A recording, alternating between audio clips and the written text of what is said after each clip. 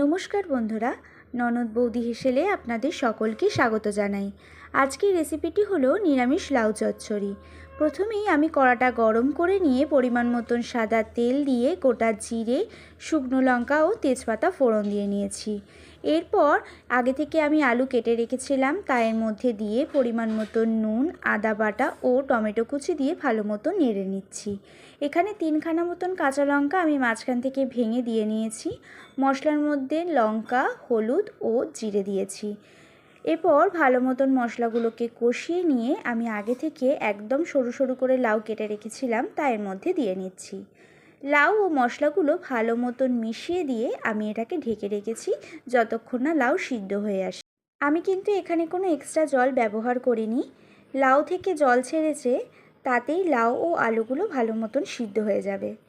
এরপর আমি আবারও ঢাকনা খুলে একটু নেড়ে চেড়ে নিয়ে ঢাকনাটাকে আবার ঢেকে রেখেছিলাম যতক্ষণ না লাউ এবং আলুগুলো সিদ্ধ হয়ে আসে।